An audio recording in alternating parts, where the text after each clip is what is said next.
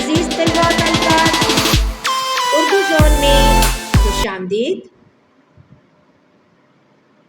जमात दहम, federal board और national book foundation की नई दरसी किताब, इसका हमने सबक नंबर 4 शुरू कर रखा है, जो कि है चुगलखोर। आज के इस वीडियो लेक्चर में हम मशकी सवालात के जवाबात जानेंगे। तो पहला सवाल है, लोक कहानी किस किस्म की कहानी को कहते हैं?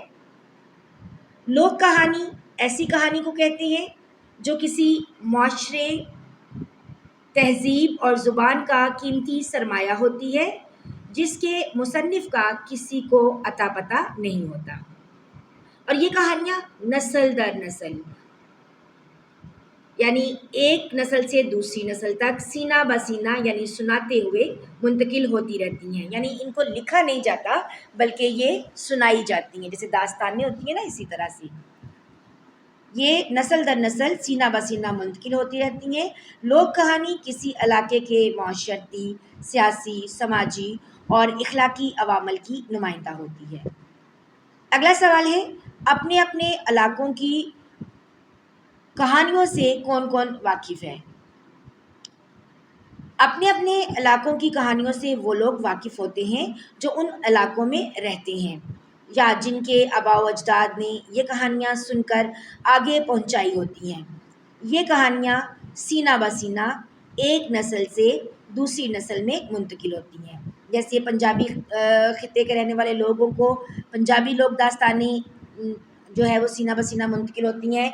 इसी तरह पख्तून कल्चर में जो है वो पश्तो की दास्तानें जो हैं या कहानियाँ जो हैं वो सीना बसीना मुंतकिल होती हैं। इसी तरह फ़ारसी की हिकायात हैं तो वो सीना बसीना मुंतकिल होती रहती हैं। तो अपने इलाके के लोग जो होते हैं वो उन कहानियों से वाकिफ़ होते हैं। अगला सवाल है, दर्ज-झैल इक़्तिबासात नसरी असनाफ़े अदब यानी कहानी, बहादुर ख़ान की सरगुज़श्त और नावल आंगन से लिए गए हैं। इन्हें पढ़कर उनके तर्ज तहरीर पर गौर करें और जानें कि कहानी और नावल के अंदाज़े बयान और तर्ज तहरीर में क्या फ़र्क पेश नज़र रखा गया है। इबारत बहादुर ख़ान एक खाता पीता किसान था। बारिश ना होने की सूरत में भी वो कारेस के पानी की मदद से अपने खेतों में इतनी सैराबी कर लेता था कि न सिर्फ अपने लिए साल भर के गल्ले का बंदोबस्त पूरा करता, उसका खर्चा उठाता, बल्कि अपने हमसायों और गरीब गुरबा की मदद भी कर देता था। जब कारेज़ों में पानी थोड़ा हो जाता तो भी उसको किसी दूसरे ज़मींदार की मज़ारियत ना करना पड़ती थी। उसकी इस माशी आज़ादी की वजह से, तो ये इबारत आप पूरी पढ़ लीजिएगा। अब देखते हैं कि कहानी और नावल के अंदाज़े बयान और तर्ज तहरीर के फ़र्क को इन दोनों इक़्तिबासात की रोशनी में कैसे हम वाज़ेह करते हैं। कहानी, सबसे पहले तो इसमें तवालत और वुसअत। कहानी बहादुर ख़ान की सरगुज़श्त का इक़्तिबास मुख्तसर है और एक मरकज़ी किरदार बहादुर ख़ान की ज़िंदगी, उसकी मेहनत, खुददारी और ज़मीन से मोहब्बत पर मरकूज़ है। यहाँ कहानी सीधी और जामी है, जिसमें कम वक्त में किरदार का हाका पेश कर दिया गया है। नावल आंगन का इक़्तिबास तवील और वसअत रखता है। उसमें ख़ानदानी तनाज़ात, जज्बाती कशमकश और हिजरत जैसे पेचीदा मौज़ूआत को तफ़सील से बयान किया गया है। तो पहली जो इनमें फ़र्क है उनके अंदाज़े बयान में कहानी के और नावल के, कि कहानी क्या होती है, मुख्तसर होती है, नावल जो होता है वो तवील होता है। कहानी जो होती है जामे अल्फाज में होती है, कम वक्त में किरदार का हाका पेश कर दिया जाता है, जबकि नावल में मौज़ूआत को बड़ी तफसील के साथ पेश किया जाता है। इसके बाद प्लॉट की साख्त में देखें। कहानी में प्लॉट सादा होता है, जिसमें बहादुर ख़ान की ज़िंदगी का एक ख़ास पहलू बयान हुआ है। वाक़यात तेज़ी से आगे बढ़ते हैं और कहानी जल्द अपने इख्तिताम की तरफ बढ़ती है। नावल का प्लॉट कई परतों पर मुश्तमिल होता है, यानी कई तहें होती हैं। आंगन के इक़्तिबास में ख़ानदानी झगड़े, हिजरत का अलमिया और जज्बात की पेचीदगियाँ सामने आती हैं। پلاٹ میں گہرائی ہے جو قاری کو سوچنے پر مجبور کرتی ہے۔ تو کہانی کا پلاٹ سادہ ہوتا ہے جبکہ ناول کا پلاٹ جو ہے وہ پیچیدہ ہوتا ہے، ٹھیک ہے۔ ناول کا پلاٹ کئی پرتوں پر مشتمل ہوتا ہے، اس میں کئی زیادہ کردار بھی ہوتے ہیں اور ایک سے زیادہ کہانیاں اس ناول کے اندر موجود ہوتی ہیں۔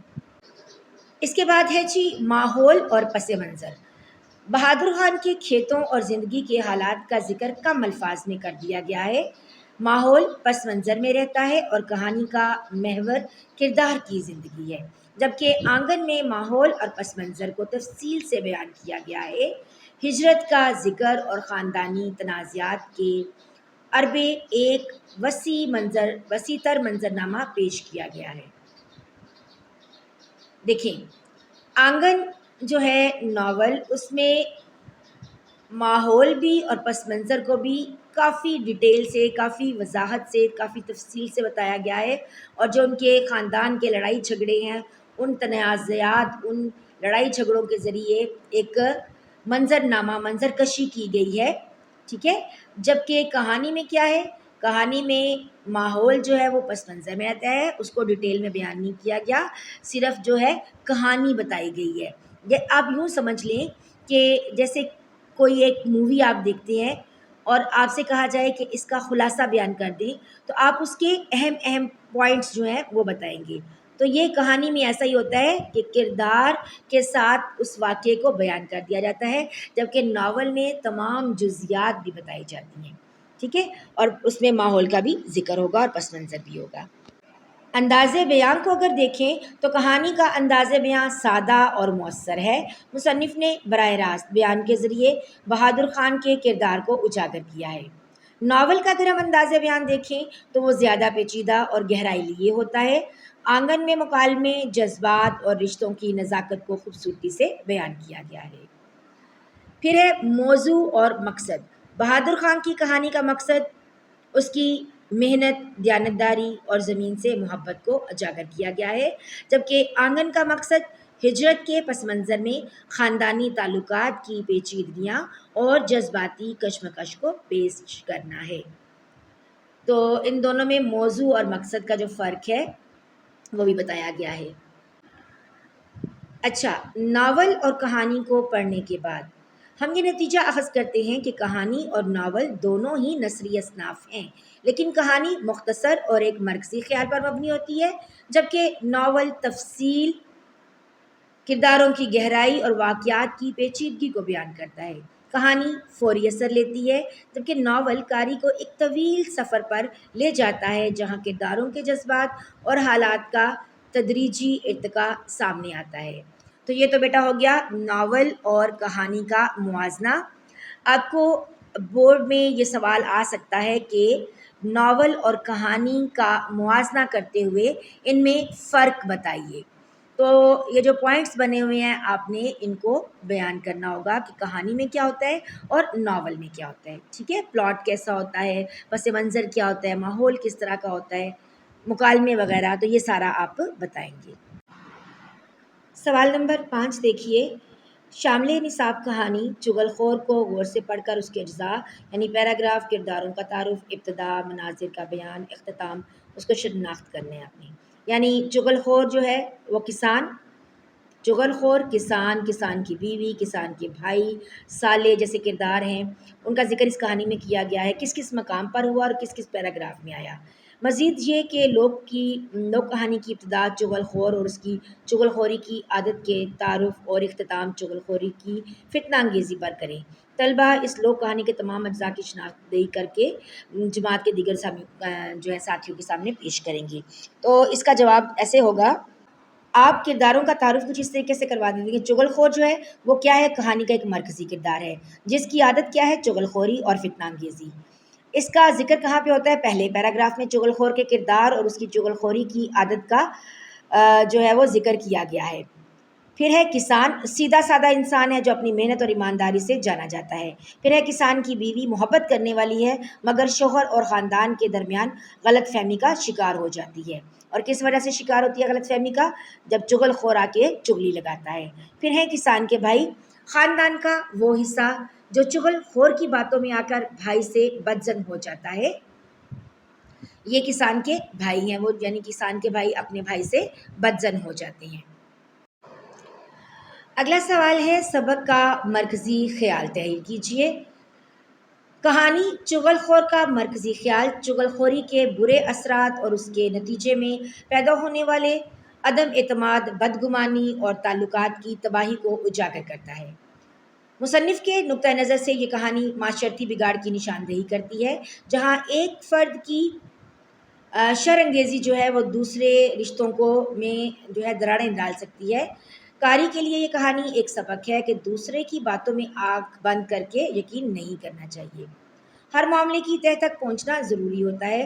چغل خور جو ہے نا وہ نہ صرف دوسروں کو نقصان پہنچاتا ہے، یا چغل خوری کی عادت نہ صرف دوسروں کو نقصان پہنچاتی ہے بلکہ آخرکار چغل خور خود بھی رسوا ہو جاتا ہے یا چغل خوری اس کو رسوا کر دیتی ہے.